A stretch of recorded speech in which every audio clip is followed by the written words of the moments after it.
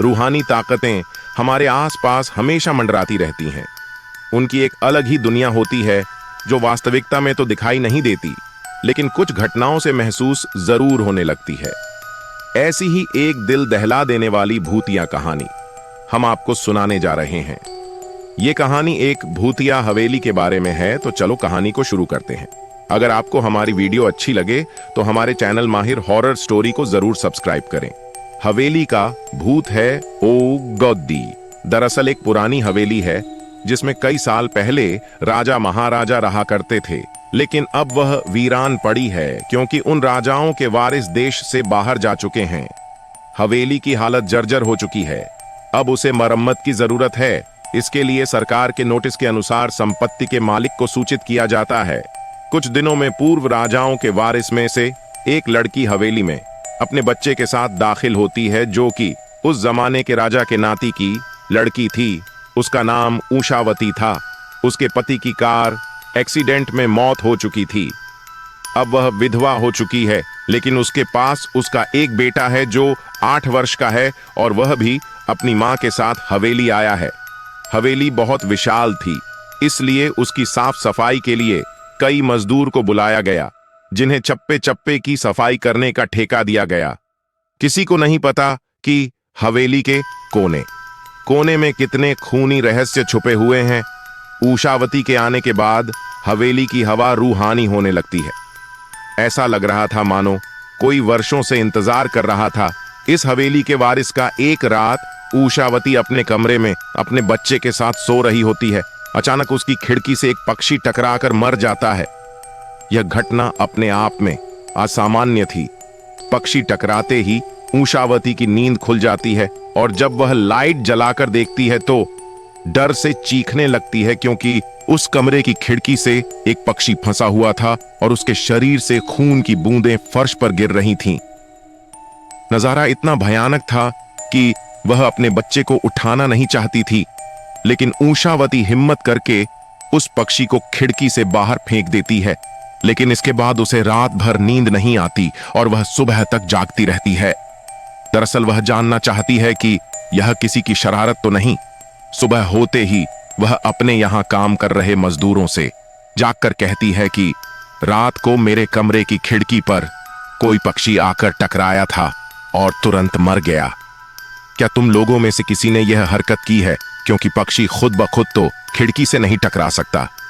मजदूर कहते हैं, नहीं, हमने तो खिड़की से नीचे किसी पक्षी को मरा हुआ नहीं देखा। हम तो अभी वहां से चले आ रहे हैं और जब सभी जाकर देखते हैं तो वहां कोई पक्षी नहीं होता।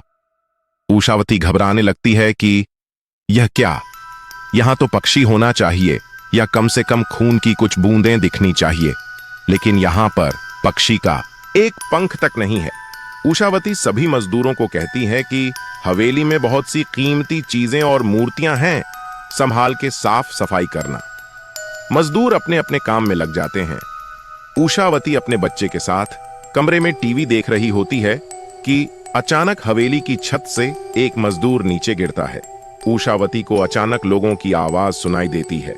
वह भागकर खिड़की से नीचे देखती है तो एक मजदूर की लाश पड़ी होती है। ऊषावती कमरे से नीचे आती है और इसके गिरने का कारण पूछती है। लोगों के जवाब अलग अलग होते हैं। कोई कह रहा होता है कि इसने खुद आत्महत्या की है और कोई कह रहा था कि यह गलती से गिर गया है। सभी के दावे अलग थे, लेकिन ऊषावती को कुछ अनकही बातें सुनाई दे रही थीं। ऊषावती के कान में अचानक एक आहट के साथ आवाज आती है, अपने बच्चे को बचा सकती है तो बचा ले ऊषावती। यह वाक्य सुनते ही अपने कमरे की तरफ भागने लगती है, क्योंकि कमरे में उसका बच्चा अकेला टीवी देख रहा होता है। जैसे ही ऊषावती कमरे में पहुंचती है तो उसका बेटा खिड़की से कूदने वाला ही होता है कि ऊषावती उसका पैर पकड़ लेती है और वह खिड़की से लटक जाता है। ऊषावती पूरी ताकत से उसे ऊपर खींचती है, लेकिन बच्चा फिर भी कूदने की जिद कर रहा होता है। ऊषावती किसी तरह अपने बच्चे को काबू में करती है। ऊषावती कमरे के बाहर आ जाती है और वह मजदूरों से पूछती है, बताओ क्या है इस हवेली में, क्योंकि ये बच्चा तो ऐसा नहीं कर सकता और अभी यह सब जो हो रहा है कुछ अलग ही चल रहा है। तभी एक बूढ़ा मजदूर ऊषावती से कहता है, बेटी ज्यादा जानना हो तो अपने पूर्वजों की कहानी पढ़ो, तभी तुम्हें इस हवेली का इतिहास पता चलेगा। इस हवेली की कहानी की किताब इसी गांव के सरपंच के घर में रखी होती है, जो कि बहुत साल पहले मर चुके थे, लेकिन अब भी उनके बेटों के पास वह किताब मौजूद थी। उषावती सरपंच के घर पहुंचती है और किताब ले लेती है। जब किताब पढ़ते ही उसे पता चलता है कि इस हवेली में एक नौकर नौकरानी भी थे, जिनके बीच में बहुत प्यार था और वह कई सालों से हवेली की सेवा कर रहे थे। लेकिन एक बार रानी के शाही गहने चोरी हो गए और उसके शक में राजा ने नौकरानी को चोरी की सजा दी और उसे जिंदा दफना दिया गया। उसके गम में उसके प्रेमी ने भी अपनी जान दे दी और उसके 1 महीने बाद ही उस राजा ने अपनी ही तलवार अपने गले में घुसेड़कर आत्महत्या कर ली। उसके बाद छोटे मोटे हादसे हवेली में होने लगे, जिस वजह से यह हवेली हमेशा के लिए बंद कर दी गई। तक कई सालों के बाद यहाँ कोई आया है, जिससे यहाँ रहने वाली आत्माओं को मौका मिल गया फिर से बदला लेने का। उषावती हवेली का रहस्य जानकर यहाँ से जाना चाहती है, क्योंकि उसे अपने बच्चे की चिंता होती है। इसलिए वह रात में ही कार लेकर एयरपोर्ट के लिए निकल जाती है। अचानक रास्ते में उसकी कार का एक्सीडेंट हो जाता है और कार पलटकर उल्टा हो जाती है, लेकिन दोनों को कोई नुकसान नहीं होता। उषावती अपने बच्चे को बाहर निकाल लेती है और सुनसान सड़क पर भागने लगती है। रास्ते में उसे एक कार आते दिखाई देती है और कार रोकने के लिए उषावती सड़क के बीच में खड़ी हो जाती है और अपनी मदद के लिए चिल्लाने लगती है। तभी अचानक कार वाला आकर कार का ब्रेक लगा देता है। उषावती पास जाकर देखती है तो उसकी हिम्मत बढ़ जाती है, क्योंकि वह एक पुलिस ऑफिसर होता है। उषावती हड़बड़ाहट में उसे अपनी बात कहती है और रोने लगती है। पुलिस ऑफिसर उन्हें अपनी गाड़ी में बैठने को कहते हैं। रास्ते में एक बूढ़ा आदमी सड़क पर जा रहा होता है और इनकी कार के सामने आते ही रोड पर गिर जाता है। पुलिस ऑफिसर गाड़ी से उतरकर उस व्यक्ति को देखते हैं। बूढ़ा व्यक्ति बेहोश हो चुका था। पुलिस ऑफिसर उसे गोद में उठाकर अपनी गाड़ी में पीछे बैठा देता है और अस्पताल के लिए चलने लगता है। अचानक उस बूढ़े व्यक्ति का हाथ पीछे से पुलिस ऑफिसर की गर्दन तक पहुंच जाता है। पुलिस ऑफिसर छटपटाने लगते हैं और अचानक गाड़ी का ब्रेक लगा देते हैं।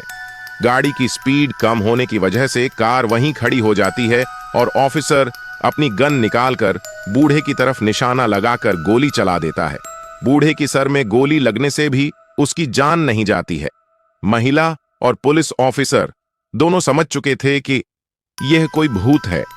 भूत को देखते ही उषावती अपने बच्चों को लेकर बाहर निकल जाती है और इसी बीच पुलिस ऑफिसर भूत की पकड़ से अपने आप को छुड़ाने में कामयाब हो जाता है। पुलिस ऑफिसर के बाहर निकलते ही तीनों बाहर रोड से भागने लगते हैं और कुछ देर भागते हुए उन्हें सड़क के किनारे जगमगाती लाइट्स दिख रही होती है। पुलिस ऑफिसर उषावती से कहते हैं कि मैडम, ये एयरपोर्ट है, जल्दी चलिए। उषावती अपने बच्चों को लेकर एयरपोर्ट के अंदर पहुंच जाती है। एयरपोर्ट पहुंचते ही उषावती की जान में जान आ जाती है, क्योंकि पुलिस ऑफिसर की बहादुरी की वजह से उसके बच्चे की जान बच गई थी। लेकिन हवेली में भूतिया ताकतों का वास अभी तक बना है और इसी के साथ खूंखार भूतिया कहानी खत्म हो जाती है। तो कैसी लगी आपको हमारी वीडियो कमेंट में जरूर बताएं, और अगर आपको हमारी वीडियो अच्छी लगे तो हमारे चैनल माहिर हॉरर स्टोरी को जरूर सब्सक्राइब करें।